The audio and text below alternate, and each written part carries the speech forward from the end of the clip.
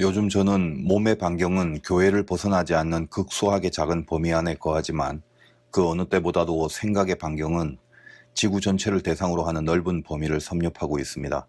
지난주까지 50만 정도의 확진자가 이제 일주일 사이에 100만을 넘게 되었습니다. 코로나 발생 후에 50만이 될 때까지의 기간보다 불과 일주일 사이에 2배가 넘는 감염자가 세계적으로 생겨난 것입니다. 지구의 몸살은 쉽게 끝나지 않을 것 같아요.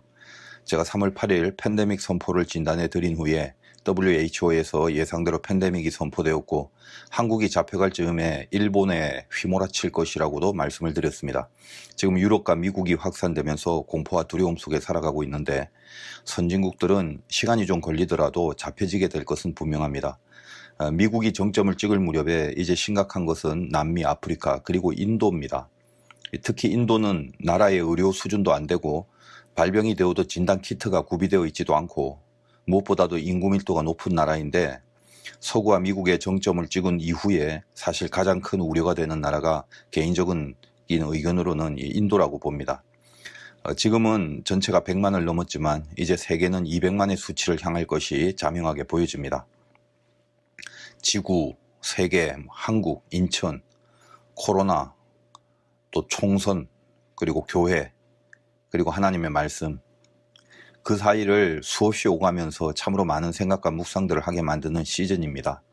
정부가 학교의 개학을 온라인 수업으로 대체하고 어제 이제 공식 발표는 강화된 사회적 거리두기를 2주 더 연장할 것을 발표했습니다. 교회로서는 12일을 부활주일로 삼고 그때 예배로 모일 것을 준비하고 있었는데 아직은 본격적으로 안정적인 모임이 이루어지기는 힘들다고 판단이 됩니다. 구체적인 결정은 다시 이번 주 한 수요일 정도에 전 교회의 교인들에게 문자로 공지를 해드릴 것인데 만약에 12일 부활주일에도 모이지 못한다면 그 다음 주에 19일 주일을 부활주일로 드려야 할 것입니다.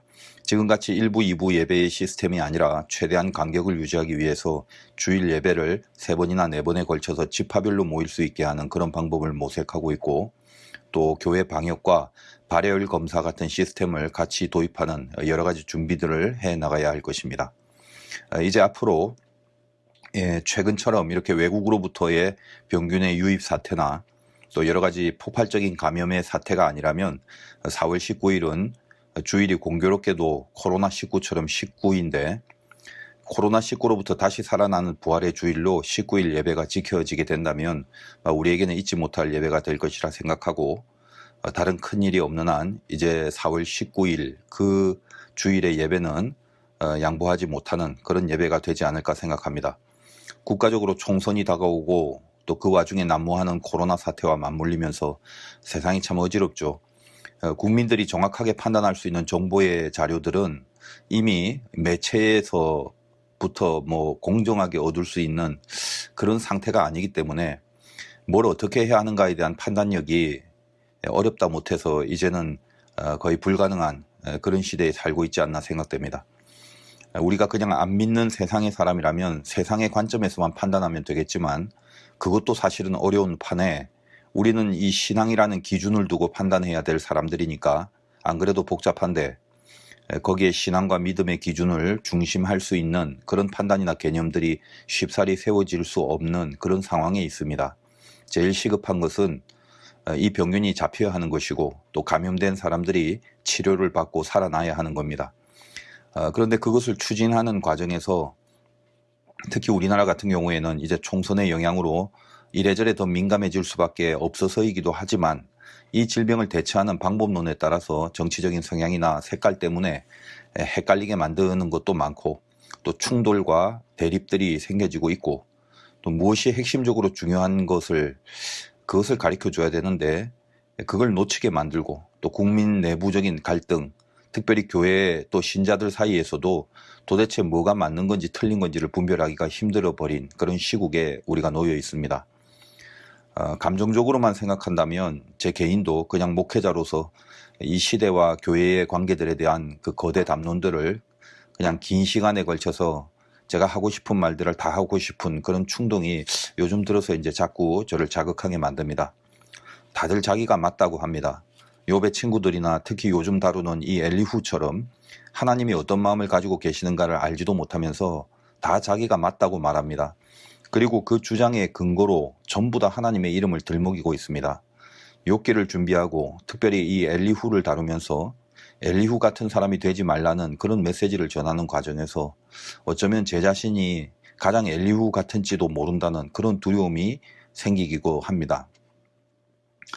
저도 제 말만 맞다고 주장하고 싶고 제 주장과 다른 의견들을 보고 듣고 있노라면 참 답답하다 못해서 분노가 생기는 경지로 가려는 그런 모습을 보게 되더라는 것입니다. 당하고 참고 견디는 것은 정작 욥이건만 이 욥의 모습보다는 엘리후의 모습이 더 통쾌하게 여겨지는 그런 불신앙의 모습들이 제 안에도 있음을 발견하게 됩니다. 정답은 하나님인데 그 분명한 진리를 알고 있으면서도 귀로만 하나님을 듣는 것에 그냥 머물러 버립니다. 귀로 듣는 것은 내 머리에서 내가 답을 만들어 내버리게 되는 거지만 눈으로 보는 것은 보는 것 자체가 정답입니다. 하나님은 인간의 머리에서 결정된 그 답으로 존재하지 않으시는 분입니다. 눈으로 본 하나님이 하나님 자체로서의 정답이 될 뿐이란 말이죠. 욥은 바로 그 하나님을 보기 위해서 살았고 견디어 왔습니다. 욥의 친구들과 엘리후는 귀로만 듣게 하는 하나님에서 끝나버립니다. 그래서 그들이 만들어낸 그 하나님을 욥에게 주장하고 있는 것입니다. 엘리후 같은 목사가 있다면 어떨 것 같습니까? 그가 알고 있는 모든 하나님에 대한 자료와 정보와 신학을 총동원해서 그것들을 근거로 자기 머리에서 만들어낸 그 하나님을 주장하고 있을 것 아니겠습니까? 누구보다도 하나님이란 말을 가장 뜨겁게 사용하면서 정답은 정작 하나님이 아닌 결론을 내어버리고 맙니다. 우리가 12일에 다시 모이든 19일에 다시 모이든 이번 부활주일의 예배는 눈으로 보는 하나님이 우리를 만나게 해주실 것을 바라고 기도합니다. 전통적으로 한국교회의 예배는 시간과 공간의 틀 안에서 하나님의 존재를 대면하는 형식으로 진행되어 왔습니다. 그것이 신명기의 전통이고 우리 예배에 드러나고 보여지는 기초적인 뿌리로 그렇게 이어져 왔습니다. 코로나 이후에 예배의 패러다임이 분명히 변하게 될 정서가 생기게 됐습니다. 코로나라는 고난을 통해서 하나님이 주시는 이 시대의 메시지를 정확하게 붙들고 있는 것이 중요합니다. 고난이라는 건 늘 이중성이 있다고 말씀을 드렸죠. 위기가 기회라는 말을 요즘 자주 쓰는데 모든 위기가 다 기회가 되는 것은 결코 아닙니다. 위기가 기회가 되려면요, 글자의 순서가 바뀌어야 됩니다. 그게 쉬운 게 아니란 말이죠. 우리가 이제껏 중요시 여겨왔던 것과 하찮게 여겨왔던 것들, 그 순서가 바뀌어야만 위기가 기회가 되는 것입니다. 내가 변하지 않는데, 순위가 바뀌지 않는데 위기라는 게 가만히 시간만 보내면서 내버려 두기만 하면 그게 기회로 자연스럽게 둔갑을 하는 게 결코 아니란 말입니다. 저는 다시 모일 우리들의 그 주일 예배가 우리 모두의 그냥 해프닝으로 끝나버릴 것을 우려하고 있습니다. 질병 때문에 어쩔 수 없이 가정에서 방송 예배를 했는데 이제 질병이 잡히고 다시 모일 수 있으니까 참 좋네, 그러면서 박수치고 감격하는 모습으로 끝난다면 가장 중요한 하나님의 메시지를 놓쳐버리게 되는 것입니다. 교회라는 게 참 좋았구나, 모여서 예배드릴 자유와 또 건물과 장소와 건강이 보장된다는 그 사실이 참 감사하고 귀한 것이었구나, 단지 그 정도의 감격에서 끝낸다면 그야말로 해프닝밖에는 되지 않습니다. 이스라엘에게 광야는 고난이었고 고난은 양면성이 있다고 그랬죠. 광야가 주는 결론은 두 가지입니다. 첫째는 다시 애굽으로 가고 싶게 만들거나, 둘째는 가나안으로 더 분명하게 행진하게 만들거나. 이 위기가 기회가 되려면 글자의 순번이 바뀌어야 하듯이 광야가 영광이 되려면 그들이 중요하게 여기던 것들의 순번이 바뀌어져야 한다는 것입니다. 애굽에서 누리던 삶이 늘 중요한 것처럼 살아온 그 사람들에게 광야는 다시 애굽으로 가고 싶게 만드는 위기일 뿐이지만, 이제껏 애굽에서 누렸던 내용들이 하나님의 말씀과 그분의 임재와 그를 향한 예배보다 더 이상은 중요하지 않게 됐다는 사실, 그걸 알고 깨닫게 된 그 사람들, 그 변화된 사람들만이 광야라는 고난 때문에 더 확실하게 약속의 땅을 향할 수 있게 된다는 것입니다. 저는 여러분이 이제 다시 모일 때 교회라는 곳에 다시 모이게 된 그 사실 하나만으로 감격하지 말기를 바랍니다. 아마도 생각만 해도 눈물이 날 것 같은 건 저뿐만이 아닐 것입니다. 그러나 그 눈물이 한 번의 해프닝을 치룬 기쁨의 눈물이 아니라 이 고난 중에 정말 변할 것이 변하게 된 그 열매로서 고백되는 눈물이 되기를 바랍니다. 눈에 보이지 않는 그 미물의 세균들이 두꺼운 돌로 만든 교회를 필요 없게 만들어버린 사건입니다. 여러분은 언제 신자였습니까? 돌로 만든 이 건물 안에 들어와서 인간의 시간과 공간이라는 그 틀 안에 하나님을 모시어 놓고 이 건물 안에서만 신자의 모습을 흉내내고 살지는 않았습니까? 여러분이 만약에 교회 안에서만 신자임내라는 그런 존재 양식으로만 살아왔다면 돌 위에 돌이 하나도 남지 않을 어떤 사태가 또 임했을 때 사흘 만에라도 허물어질 그런 일이 생겨져서 건물이 사라져버린 이후에는 영원히 여러분의 신자된 모습은 건물과 더불어서 동일하게 사라져버리게 되는 그런 형태가 될 것 아니겠습니까? 변화돼야 될 게 무엇입니까? 교회 다니는 것으로 떼어버린 그 신자로서의 정체성을 이제는 여러분의 가정에서, 직장에서, 가족들 사이에서, 삶의 그 구체적인 현장에서 정해진 스페이스나 타임이 아니라 anywhere, anytime, 언제 어디에서라도 신자로서 살아가는 삶으로 변하셔야 한다는 것입니다. 종말이 무엇입니까? 다른 거 없습니다. 진짜냐 가짜냐를 선택하는 독촉을 받는 시간, 그것이 종말입니다. 이제 포스트 코로나 이후 한국 교회의 모습은 그 실체가 자명하게 드러날 것입니다. 애굽으로 가고 싶어지거나 가나안으로 더 간절해지거나 그 두 부류로 갈라질 것입니다.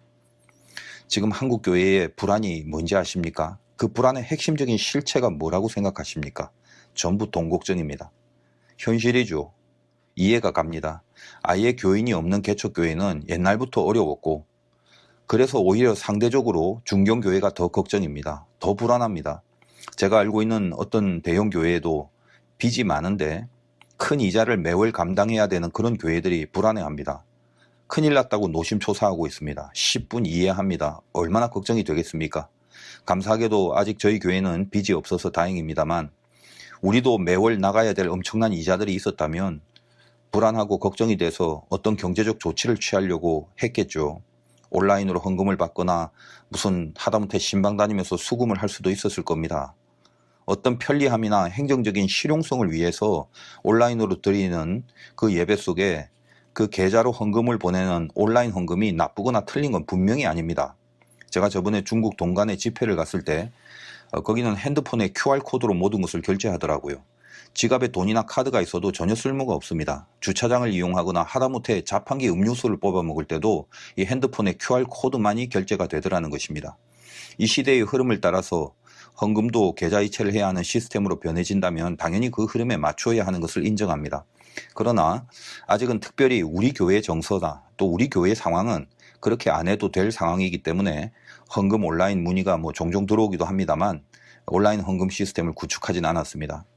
어떤 목사님이 저에게 화도교회는 예산이 그럼 많이 줄겠네요 라고 걱정을 하시더라고요. 성도님들이 가정에서 예배 드리면서 봉헌한 것을 나중에 오실 때 가져오면 되는 거지 그게 뭐 어렵냐고, 다 똑같은 거 아니겠냐고 그랬더니 그러면 분명히 헌금이 줄어든다고 말합니다. 그거 줄어들면 그거 어떻게 하겠어요?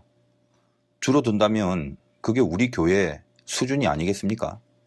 아마도 교회 책임자로서 교회를 사랑하는 마음에서 나오는 그런 걱정들일 것임은 충분히 알고 있습니다. 그러나 냉정하게 한번 또 생각해 봅시다. 사람이 떡으로만 사는 게 아니라면서요. 말씀으로 사는 것이라면서요. 예산이 줄어들면 망하는 겁니까? 우리가 불안해하는 실체를 점검해 본다면 교회조차도 가장 중요한 순위를 돈에 주고 있다는 것을 그걸 깨닫게 되는 그 깨달음이 생기지 않습니까? 교회가 무슨 주식회사인가요? 교회는 돈이 없어서 망하는 게 아니라 신앙이 없어서 망하는 거죠. 이 코로나의 고난이 주는 또 하나의 기회가 무엇이죠? 교회가 떡으로만 사는 게 아니라 말씀으로 사는 곳임을, 그야말로 떡과 말씀의 순번을 바꿀 줄 아는 그 기회가 되는 거 아니겠습니까? 이토록 항상 이중적인 게 있습니다. 육체의 그 법과 성령의 법, 그 두 개가 늘 충돌하는 법입니다. 돌멩이가 날아올 때가 있죠. 돌멩이가 날아오면 맞고 쓰러지거나 딛고 도약하거나 둘 중에 하나 아니겠습니까? 기독교가 세상과 다르지 않아야 영적인 권위가 있는 것입니다. 사도행전의 안디옥 교회는 세상 사람들이 비로소 크리스찬이라 일컬음을 받게 된, 세상 사람들이 그들의 입으로 저들은 그리스도인이다라고 그렇게 평가를 해줬던, 그 평가를 받게 된 교회로 유명합니다. 바나바라는 말씀에 충만한 지도자가 있었고 유대인뿐만 아니라 이방인에게도 복음을 전하는 사역을 했습니다.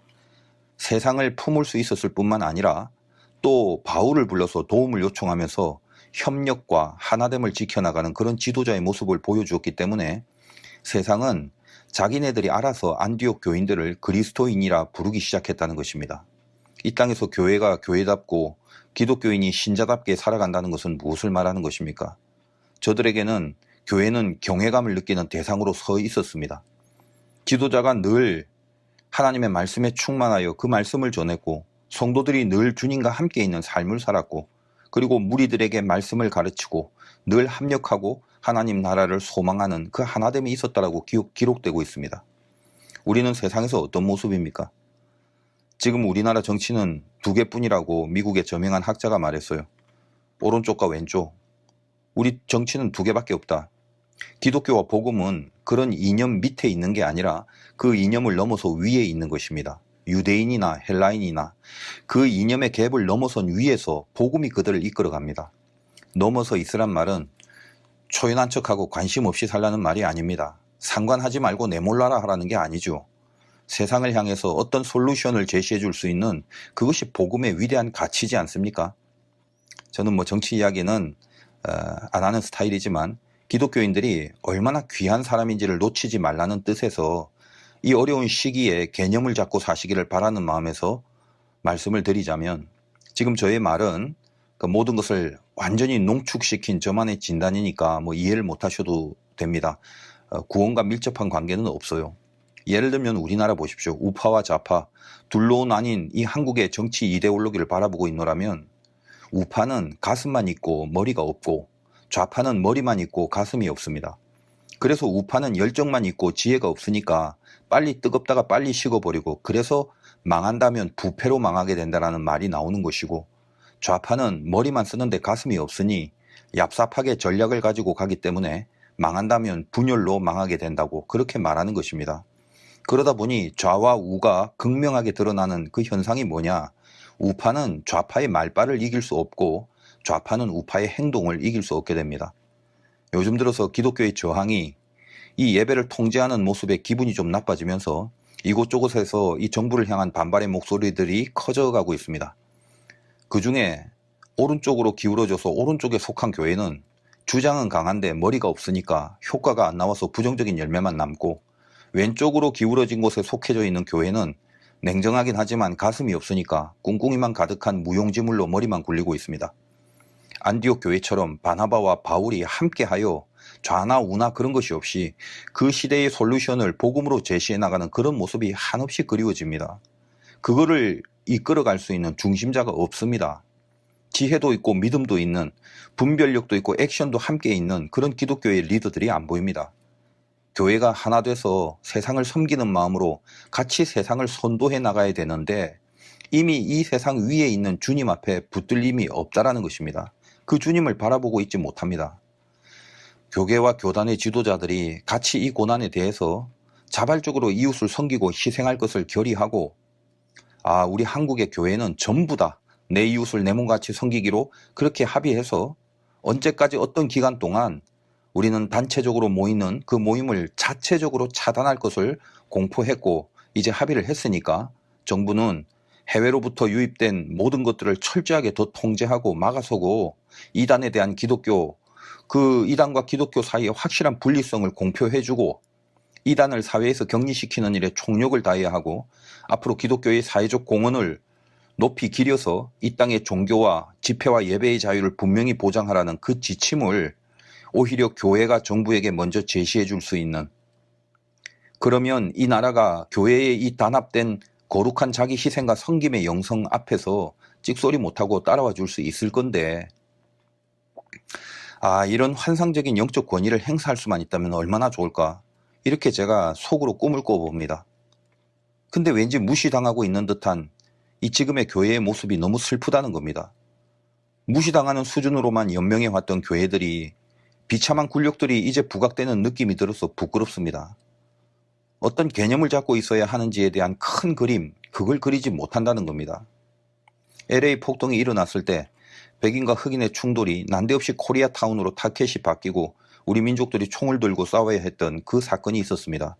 미국의 언론 플레이 하나로 교묘하게 아무 죄도 없는 한인들이 사냥감이 된 거죠. 지금 은근히 교회가 이 문제의 중심으로 슬슬슬슬 옮겨지는 것 같은 느낌을 감지합니다.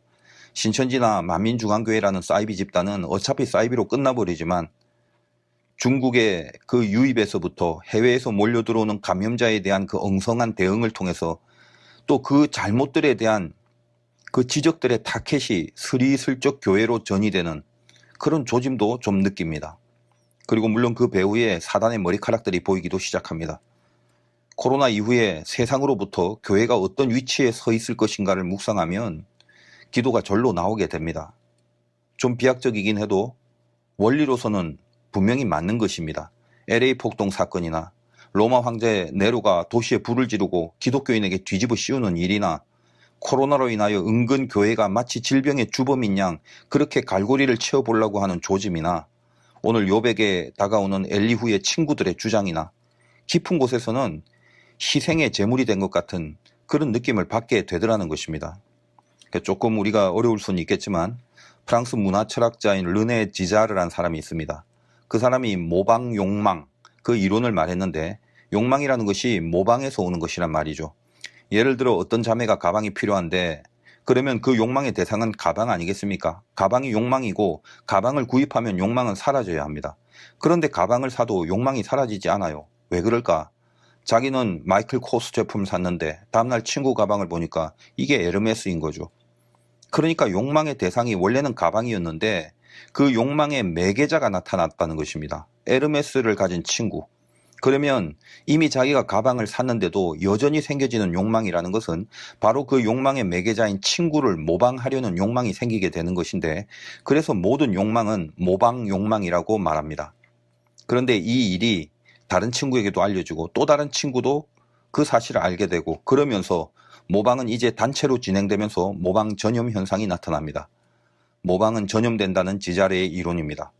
그때 모방 모델을 향해서 만장일치적인 폭력이 나타난다고 하는데 같이 모이니까 에르메스 가방을 든 자매를 막 씹고 쟤는 왜 그렇게 비싼 거 사냐? 넌 돈도 없는데 왜 그렇게 사냐? 허영심이 커서 그렇다는 둥. 모든 전체가 그 모방의 대상을 처음에는 기뻐하고 부러워하다가 나중에는 결국 증오와 시기가 생기면서 집단적으로 에르메스의 주인을 공격하고 폭력을 행사하기 시작합니다. 그때 희생양이란 개념이 등장하는데 사회가 개인 간의 갈등으로 심각한 위기에 처하면 어떤 하나의 희생양을 찾아서 모든 비난을 거기에 전가시키고 자신들은 정작 받아야 될 비난과 죄의식에서 벗어나고 이 과정을 통해서 사회는 결속력이 더 강해진다는 그런 이론을 펼친 사람입니다. 욥의 경우가 적용되죠. 그리고 요즘의 교회가 그러하다는 느낌이 듭니다. 세상 사람들의 욕망의 희생이 되어지는 그런 느낌이 듭니다. 욥을 향한 엘리후의 비난들을 오늘은 본문을 통해서 구체적으로 하나씩 다 다루지는 않겠습니다. 패턴은 동일하기 때문입니다. 21절에서 30절까지는 하나님에 대한 설명을 쭉 늘어놓습니다. 다 맞는 말입니다. 그리고 31절에서 끝절까지 욥의 잘못을 지적하면서 그 잘못의 내용 또한 거짓이고 또 악랄합니다. 34절에서 37절까지만 본다면 슬기로운 자와 내 말을 듣는 지혜 있는 사람은 반드시 내게 말하기를 욥이 무식하게 말하니 그의 말이 지혜롭지 못하도다 하리라. 나는 욥이 끝까지 시험받기를 원하노니 이는 그 대답이 악인과 같음이라. 그가 그의 죄에 반역을 더하며 우리와 어울려 손뼉을 치며 하나님을 거역하는 그 말을 많이 하는구나. 욥이 시험받기를 원한답니다. 욥을 위로하는 게 아니죠. 그래 너 그냥 그렇게 쭉 살아라 그냥. 넌 항상 반역하고 하나님을 거역하는 말만 하고 살았지 않냐. 모든 언어의 폭력을 엘리후가 쏟아붓습니다. 그리고 뭐라고 합니까? 이게 자기만의 뜻이 아니란 말이죠.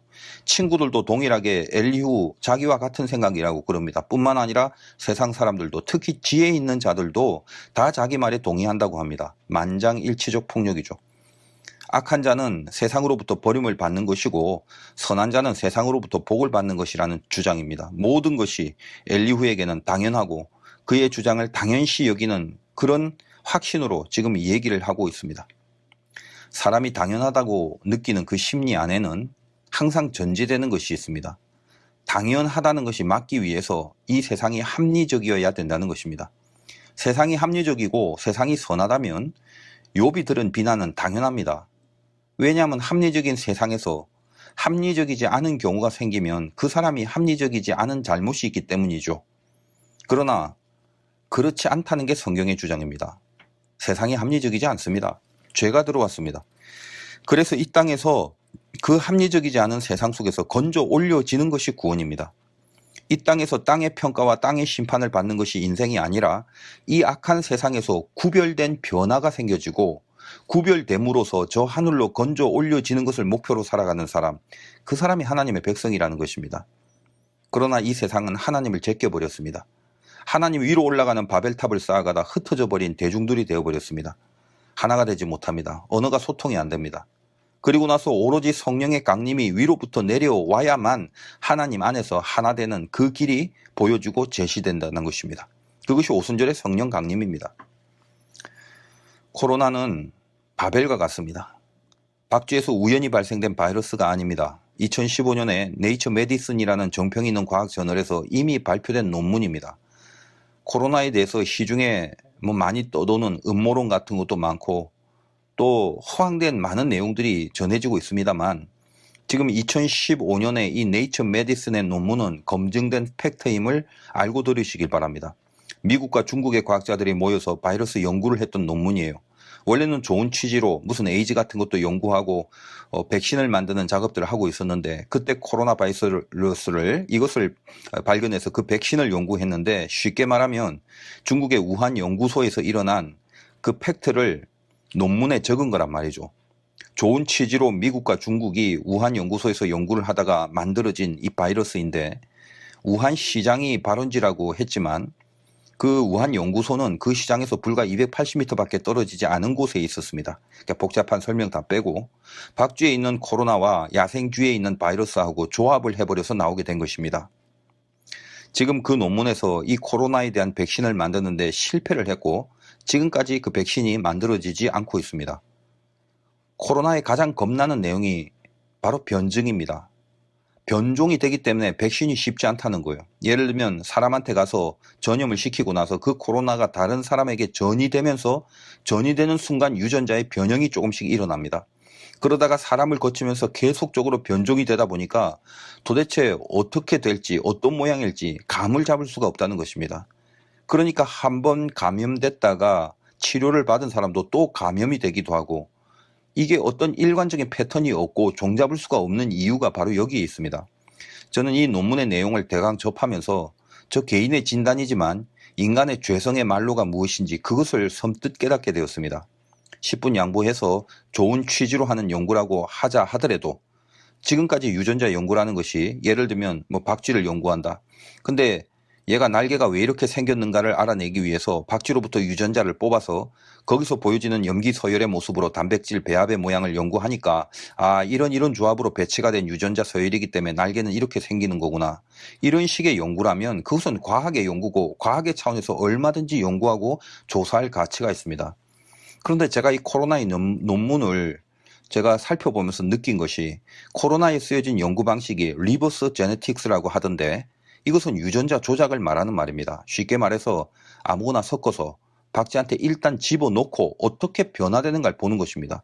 그래서 거꾸로라는 리버스에 제네틱스를 붙여서 거꾸로 유전자 조합을 하는 그런 이상한 방법의 연구를 하기 시작한 것입니다. 유전자를 축출해서 그것이 뭔지를 알아보는 게 아니라 아무거나 지도 모르는 유전자를 섞어 놓고 일단 집어넣어서 무엇이 나오냐를 보자는 거죠. 뭔가 새로운 그 무엇이 만들어지는 것을 사람이 마치 창조주인 양 일단 마음대로 만들어 놓고 그 다음에 어떤 것이 만들어지나를 연구하는 거. 그래서 거꾸로 하는 유전자 조작이라고 하여 리버스 제네틱스라고 하는 것입니다. 그래서 나온 변종, 그것이 바로 이 코로나입니다. 감을 못 잡죠. 하나님이 만들어 놓은 세상의 질서를 흐트리려는 그 조작을 하기 시작합니다. 바벨이 생각났습니다. 하나님이 있는 끝까지 가자는 것입니다. 창조의 영역을 침범하자는 것입니다. 아무런 책임과 윤리와 하나님을 향한 믿음과 신앙과 가치도 없이 이미 질서를 벗어나버린 인간 죄성의 말로를 느낍니다. 세상은 이토록 합리적이지 않습니다. 그래서 당연하다는 것의 심리 안에는 이 세상을 완벽하게 여기는 불신앙의 심리가 깔려져 있습니다. 세상을 완벽하게 여긴다는 것이 마음이 아름답고 마음이 선해서 그렇게 세상이 완벽하다고 여기는 게 아닙니다. 우리에게 있어서 당연하다는 건 하나님뿐입니다. 세상이 추구하는 욕망이 실현된 것을 그것을 당연이라고 여기는 사고가 우리에게 있는 한은 욥기의 메시지는 영원히 우리에게 주어지지 않습니다. 내가 추구하는 욕망이 그것이 실현된 것을 참이고 선이라고 본다면 영원히 욥기의 메시지는 우리들에게 하등 어떤 가치와 또 어떤 능력도 줄 수 없다는 것입니다. 여러분의 당연히 무엇입니까? 어떤 경우라도 세상적인 상황이나 이념이나 욕망으로 만들어지는 그 산물이 여러분의 당연히 아님을 알라라는 것입니다. 고난이라는 것은 비록 아픔을 동반하고 때로는 사람들에게 지적을 당하는 외로운 고독 속에 있게 만들지라도 어떤 고난이든 하나님 안에서만 있다면 얼마든지 당연히 된다고 그렇게 믿는 그 믿음, 고린도후서 1장 20절에 있는 말씀을 보면 하나님의 약속은 얼마든지 그리스도 안에서 예가 되니 그런즉 그로 말미암아 우리가 아멘하여 하나님께 영광을 돌리게 되느니라. 그것이 이 시대에 우리가 붙잡고 있어야 될 진짜 믿음 아니겠습니까? 하나님의 약속이라면 얼마든지 그리스도 안에서 예가 되는 거지, 하나님 밖에서 인간과 세상의 욕망을 이루므로 그것이 당연한 예라고 보지 않는 거, 그것에서부터 구별되고 그 구별됨을 끝까지 지키려고 하는 거, 오로지 하나님 안에서의 당연만이 나의 당연이라고 생기면서 그렇게 살아갈 수 있는 사람, 그것이 신자 아니겠습니까? 우리는 우리만의 삶의 법칙이 있습니다. 세상을 모방하지 말고 세상에 전염되지 말고 비록 희생이 동반되는 경우가 있다 할지라도 주님처럼 자발적인 희생양이 될 수 있다면 죽더라도 다시 살아나는 그 하나님의 새로운 창조, 그것이 날마다 우리 인생 가운데 일어나게 될 것임을, 그것을 분명히 믿고 사는 구별된 영성의 사람들, 그것이 우리 예수 믿는 신자들 아니겠습니까? 여러분 삶 속에 하나님 안에서의 그 당연히, 진짜 당연이라는 것을 꼭 명심하시고 세상의 욕망이 이루어지는 것으로 나의 당연을 삼지 않으시는 깨달음과 결단이 있으시기를 주님의 이름으로 축원드립니다.